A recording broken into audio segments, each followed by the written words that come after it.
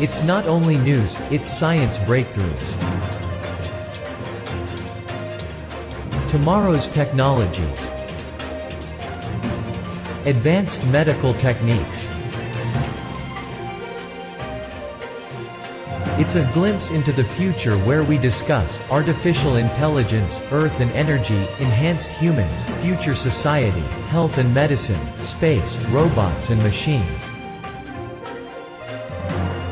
Welcome to Science Bytes with Joe and Craig. Today is Thursday, June 18, 2020. We live on a green planet.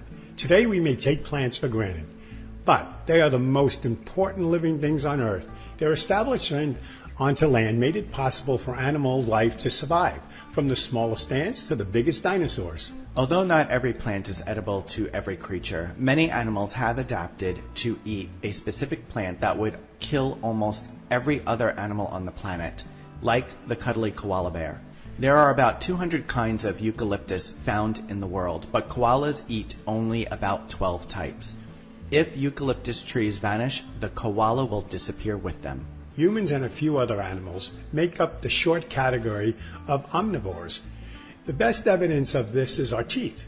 We have biting, tearing, ripping incisors, and canines like carnivores, and chewing molars like herbivores. Animals with such diverse teeth tend to be more omnivores. Right now, 1/2 of all Americans are on a diet, including me. Yeah, that's for sure. Well, you are too. I know. The other half just gave up on their diets and are on a binge. Collectively, we are overweight, sick, and struggling. Our modern choices about what and how much to eat have gone terribly wrong. The time has come to return to a more sensible way of eating and living. But which way? There are multiple reasons that someone might decide to reduce their meat consumption or ditch it from their diets altogether. And over the last decade, there's been a growing trend of people going meatless all the time for health reasons. It's a shift that raises some important questions. Is it a diet without meat truly better for you? And if so, what is it about a plant-based diet that our bodies love? There is growing evidence that plant-based diets are associated with benefits like lower blood pressure, cholesterol, blood sugar, and reduced body weight. These improved health measures often translate to less risk of heart disease, diabetes, cancer, and other diseases. Eating more whole plant-based foods could help lower the risk of some health conditions and might even help people live longer. But researchers also suspect that vegetarians are more health conscious overall, so they're likely to be drinking and smoking less and moving their bodies more than the general population, which complicates some of the studies. A 2018 review of nearly a dozen studies found that eating a plant-based diet can help manage type 2 diabetes. People who followed a plant-based diet experienced more significant improvements in blood sugar and cholesterol levels, body weight, and mental health compared with people who did not follow plant-based diets. The review also found that some participants who avoided animal products were able to reduce or eliminate the use of diabetes medications. The idea of fruit and vegetables are good for us is so ingrained into us that we don't give it much thought. Craig, what is it about plant-based meals that make them so healthful? According to Ginger Holton, a Seattle-based registered dietitian and spokesperson for the Academy of Nutrition and Dietetics, plant-based diets tend to be lower in saturated fat and higher in fiber, vitamins, and minerals. Linking nutrition to health effects is where things get a little tricky. A 2019 review in Nature found evidence that supports many plant-based diets' health claims. Still, they weren't sure if the benefits were related to nutrition, calorie intake, avoiding animal products, or other factors. But perhaps the answer is rooted in our microbiomes. Increasingly, scientists are learning that what's good for our health comes down to what's good for our microbiome. Research is revealing that a diet high in fiber seems to nourish the trillions of bacteria living inside our guts that impact our health. A 2019 review published in Frontiers in Nutrition concluded that diet is the most significant factor that influences microbiome composition. Plant-based diets encourage greater microbial diversity, the hallmark of a healthy gut. Lower microbe diversity has been linked to conditions such as obesity and type 2 diabetes. Humankind's relationship with meat is complicated. We evolved the ability to eat meat and it changed us. Yet meat is not essential to the human diet. The only vitamin in the human diet that must come from animal sources is B12, the result of an evolutionary glitch. But this requirement can be met with a supplement. And in case you're wondering, protein deficiencies are uncommon in America, even among vegetarians. One thing I do know, Greg. What's that? Our friends Sherry and Ken follow the whole base plant diet. And boy, she makes dishes that you'd swear are meat. Oh my goodness. Like that steak thing she made, which Oh, wasn't yeah. steak at all, but boy, did it taste like steak. It I was know. so good. And she got us into eating many different foods we may never have tried. Even our cooking habits have changed, like steaming instead of sauteing in oil. I mean, we were never really heavy meat eaters anyway, and we still enjoy the occasional hamburger or steak and other meats. Especially the cheeses. Greg will never give that up. Oh no, because cheese makes my world happy, and cheese tastes wonderful on pizza, and cheese tastes wonderful on hamburgers, like a double cheeseburger, and cheese tastes wonderful just on a plate, or you can cut it, you can put it on crackers. There you go. I love cheese. She makes a great plant-based cheese, too. Yeah, she does. I thought that was Parmesan cheese. I know. We're going to take a short break, and when we return, we will be discussing the EPA's approval of the experimental way to get rid of mosquitoes.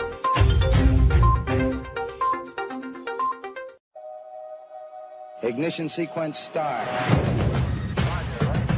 All engines are running. We have taken tremendous steps. We choose to go to the moon before this decade is out. We are the pioneers, the star sailors, the thinkers, the visionaries, the doers. And because we stand on the shoulders of giants to go farther than humanity has ever been, we will add our names to the rolls of the greatest adventurers in history. Every day, every mission, we advance this call. We are NASA. And after 60 years, we're just getting started.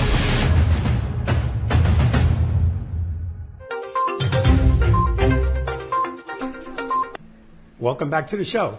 There are about 2,700 different species of mosquitoes in the world.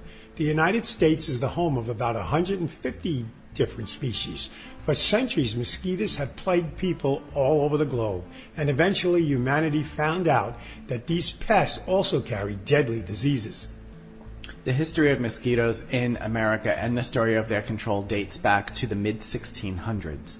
One of the first recorded cases of the vector-borne virus yellow fever occurred in 1668 in New York, followed by an epidemic in Philadelphia in 1793, where thousands of people died. Several severe outbreaks occurred later in New Orleans, most notably in 1833 and 1853, continuing to 1905. In 1922, cases of dengue fever were recorded along the Gulf, spreading from Texas to Florida and becoming one of the most severe vector-borne viruses of the Americas, Asia, and Africa. Florida was hit with epidemics of the St. Louis encephalitis, a disease transmitted from birds to humans during the years of 1959, 1961, 1962, 1977, and 1990. Over 35 years, a total of 4,478 cases of the virus were recorded in America's history. One of the last confirmed deaths due to St. Louis encephalitis virus occurred in Louisiana in 2003. Looking back at history of mosquitoes in America, it is clear mosquitoes have been a nuisance for nearly as long as the country has been independent. Thankfully, today we have better methods of mosquito control and increased knowledge of insect-borne virus protection. Now, in the year 2020, the Environmental Protection Agency approved an experimental use permit that allows the company Oxitec to release genetically modified mosquitoes in the Florida Keys and Harris County, Texas, where Houston is located. Here is a quote from the EPA's press release. Quote, to meet today's public health challenges head-on, the nation needs to facilitate innovation and advance the science around new tools and approaches to better protect the health of all Americans, end quote. The permit, which lasts 2 years, requires Oxitec to monitor and sample the mosquito population weekly. The EPA does maintain the right to cancel the permit at any point during the 24 months in an unforeseen outcomes occur. Oxitec claims it can drastically reduce the spread of Zika, dengue, yellow fever, and other diseases with their genetically modified mosquito. Here's how it works. Male mosquitoes don't bite.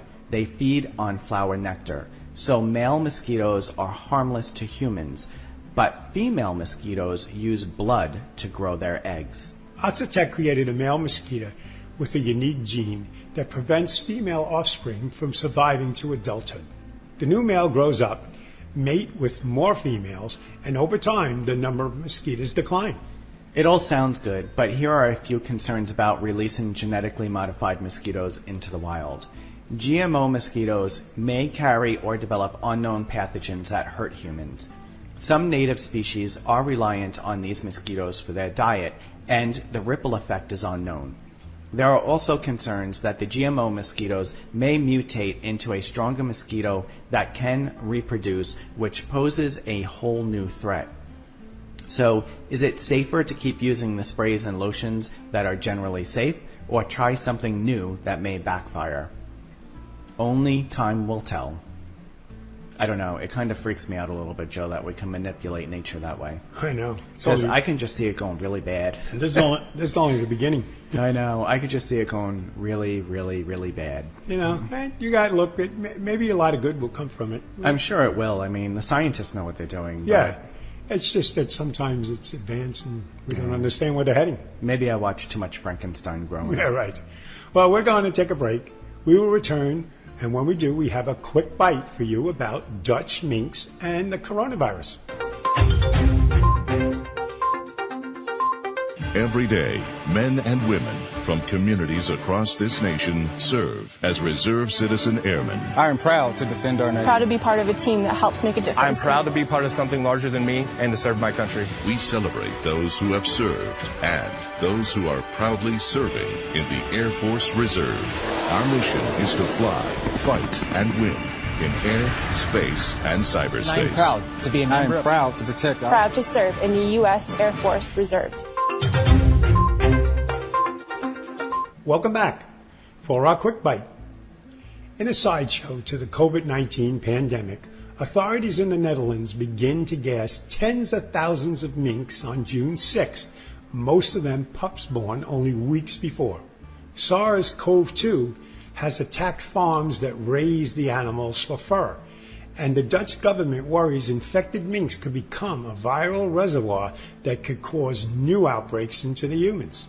The mink outbreaks are spillover from the human pandemic, a zoonosis in reverse that has offered scientists in the Netherlands a unique chance to study how the virus jumps between species and burns through large animal populations. But they are also a public health problem. Genetic and epidemiological sleuthing has shown that at least 2 farm workers have caught the virus from mink, the only patients anywhere known to have become infected by animals. SARS-CoV-2 can infect other animals, including cats, dogs, tigers, hamsters, ferrets, and others, but there are no known cases of transmission from these species back into the human population. The virus originally spread to humans from as yet unidentified animal species. The first 2 mink outbreaks were reported on the 23rd and the 25th of April on farms holding between 7,500 and 12,000 animals.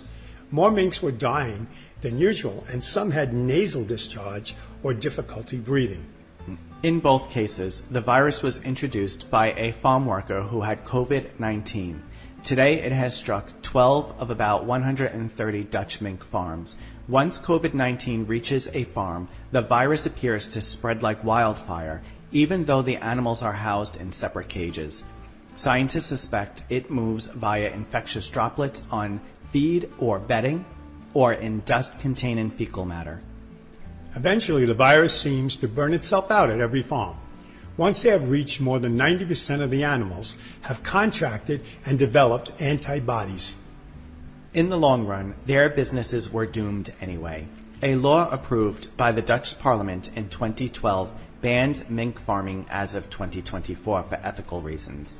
The affected farmers may be allowed to reopen their farms for another 3 years if tests conclusively show the virus is gone, or they can decide to throw in the towel now. I think it's really sad, though, Joe. Those poor little pups. I know. Just to make a coat. Yeah, it's amazing. Okay, that brings us to the close of another episode. So thanks for listening. We will be back again next week with a new episode. You can find all our episodes on My Science Bytes with Joe and Craig for free on Apple Podcasts, Google Play, Alexa, Spotify, and other platforms, or visit our website, mysciencebytes.com. Joe and I are grateful to you, our listeners, and thank you for sharing and subscribing to our podcast. If you are new to the show, please subscribe or follow. It really helps move up our rankings so more people can find us. Thanks again for listening, and we'll see you next week.